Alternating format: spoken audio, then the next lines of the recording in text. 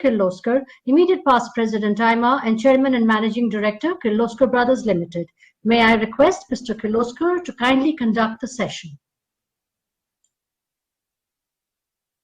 Ladies and gentlemen, we are privileged to have a pioneer of India's tech industry and an iconic philanthropist with us for a chat. He is a recipient of both the Padma Bhushan and the Padma Vibhushan orders, and he has also been decorated with the Chevalier de la Légion d'Honneur by the French government. I hope, Mr. Premji, I pronounced that properly. I am very bad at French, having never learned it in school. So have I, actually. AIMA has also presented him with the Lifetime Achievement Award in Management today. Mr. Premji, thank you so much for joining us in celebrating AIMA's Foundation Day and for agreeing to talk to us about your journey and mission as an entrepreneur and a philanthropist.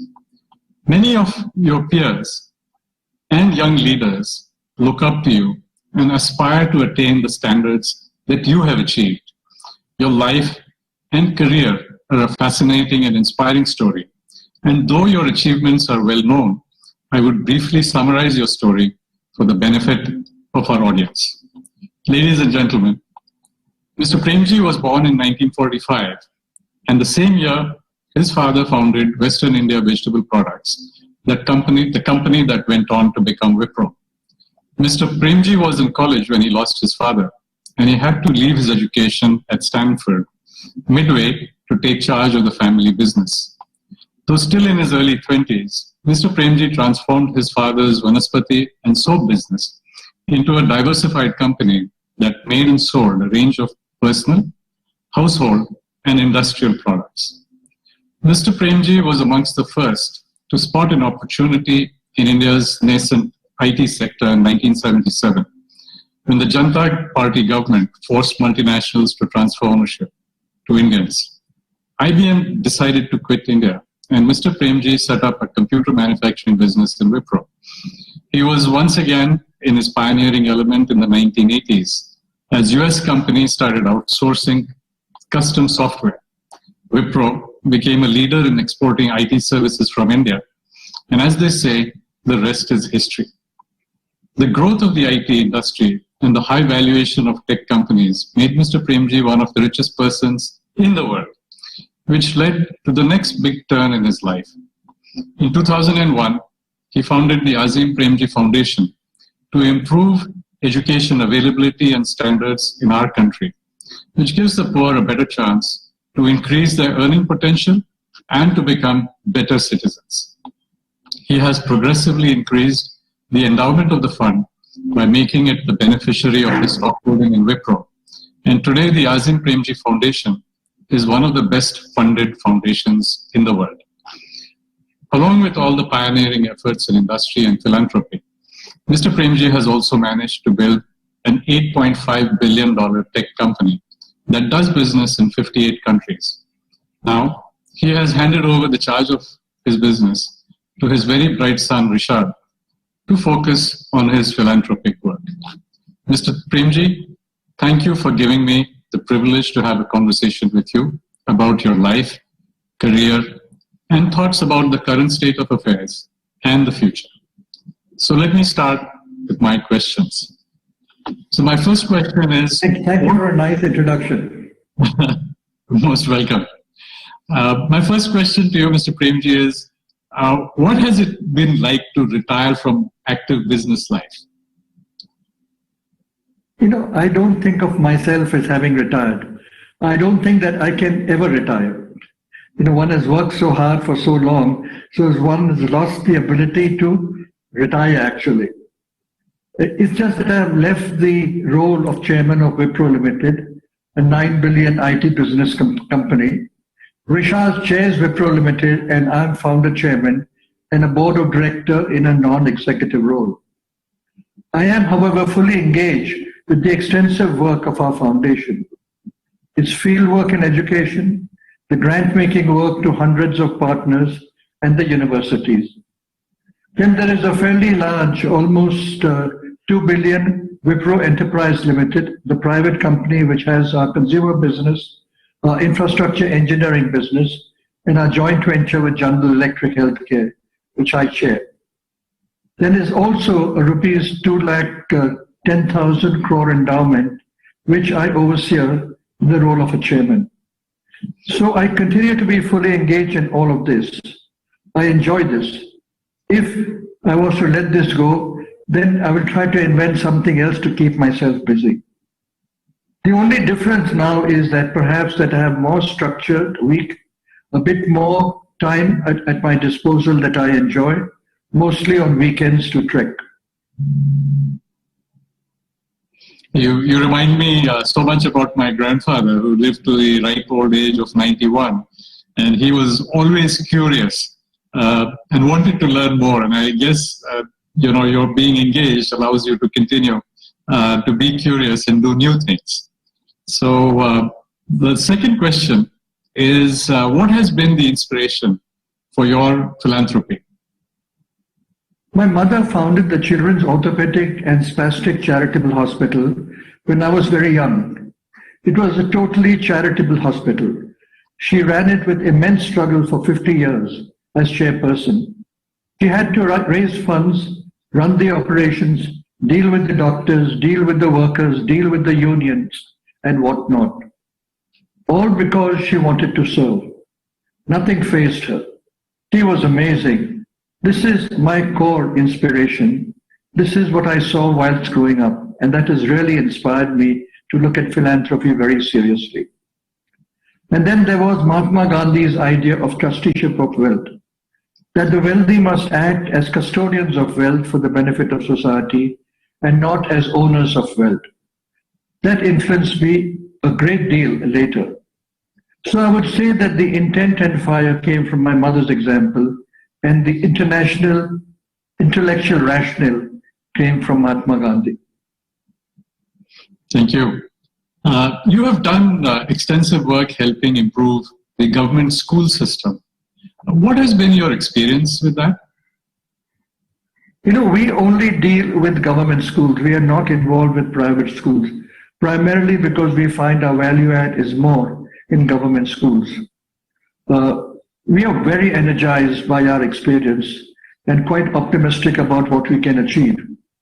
We work with lakhs of government school teachers, and a very large proportion of them are incredibly dedicated and committed, unlike the common belief of the people. The question is whether they get the right kind of support and the right kind of working environment. I've myself been at many workshops and meetings in the field, late on a Saturday night, where these government school teachers come to learn how to teach better. They're investing their own time, spending their own money for commute, and nobody has ordered them to do this. They're doing this of their own self. We also don't appreciate the extraordinary challenging condition that these teachers have to deal with. Very little resources, students from very poor families, their parents cannot provide any support because they themselves are laboring all the time, and many of them are illiterates.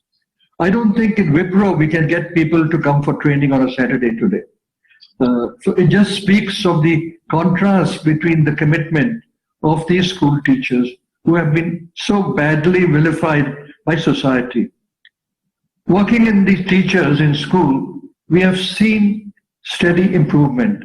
It does require sustained and continuous work, which is why we don't run simple projects and programs, but have set up institutions across 47 of the most disadvantaged districts of the country. In addition to this work on the ground, we also work with state governments on matters of policy and curriculum. All our work is in close collaboration with the state governments. On the whole, we are very satisfied with our work in education and what we have achieved. And a good public education system is the foundation of a good society and a vibrant democracy. You have also set up a university. So I'd like to understand, why did you set up the university? And is it also true that you'll be setting up 2 more, and why is that? Actually, our intention is to set up 4 more universities in the next 10 years. We set up the university in Bangalore, when we set up the other university, because we need a lot of more higher education programs which can develop a large cadre of young people to work in the social sector. So a lot of our education commitment is towards encouraging our students to finally join the social sector. Be it in education, community development, public health, livelihoods, sustainability, and more. Equally, there's a requirement for relevant research on the key issues facing our society across these different fields of human development. Our universities serve this purpose. We also run an undergraduate program where we try to fire up young people to dedicate their lives to improving society, and along with gaining knowledge on areas like physics, math, history, psychology, and more. So our universities are also set up for the purpose of directly contributing to society. We're happy that most of our students, more than 90% of them over the past 10 years, have gone on to serve society, often at grassroots. 88% of the cost of running the university is borne by our philanthropic foundation. Okay. Over the past 5 years, you have also started supporting other NGOs. Maybe you did that earlier as well. And that you're doing in a very big way. What is that for? It is quite clear that while education is absolutely central to human development, there are many other matters that are very important. So we decided that while to build ourselves as an operating organization with expertise and deep presence in the ground, in other fields we would rather support other organizations with financial grants so they could scale up our work and scale up their work, and work with them to do their jobs better.